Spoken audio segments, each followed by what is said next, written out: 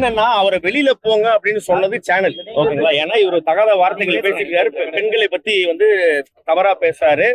ஒரு கணவன் முன்னாடியே வந்து பாத்தீங்கன்னா அவரோட மனைவி மேல போயிட்டு இப்படி கைய போட்டு செல்லம், இவ்வளவு நாள் நீ வந்து பாத்தீங்கன்னா வீட்டுக்காரோட இருந்துட்ட, ஒரு நாள் என் கூட இருந்தா இது காமெடியா? நீங்க சொல்லுங்க. யாருக்கா இருந்தாலும் கோவம் வரும். ஏன்னா நாங்க அத்தனை வருஷம் பழகிருக்கோம். டேபிள்ல இருக்கேன். அவங்க ஹஸ்பண்ட் கிட்ட சொல்றாரு, இவ்வளவு நாள் சாரி அவங்க கிட்ட சொல்றாரு, இவ்வளவு நாள் நீ அவங்க கிட்ட இருக்க, ஒரு நாள் என் கூட இருக்கேன்றாரு.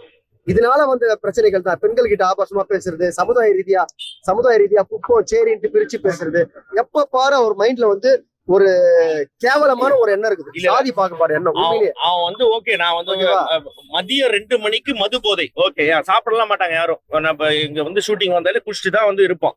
ராடு இல்ல நான் புரியல என்ன பேசுறது தெரியல. ஓகேங்க, நேத்து வந்து பாத்தீங்கன்னா ஒரு ரெப்யூட்டடான ஒரு சேனல் அவனை வந்து கூட்டி இன்டர்வியூ எடுத்திருக்கீங்க. அதுல வந்து பாத்தீங்கன்னா எங்க அம்மா பத்தி, என் பொண்டாட்டி பத்தி தப்பா பேசியிருக்கான். எப்படிங்க நீங்க அதை வந்து போடுறீங்க? நீங்க முதல்ல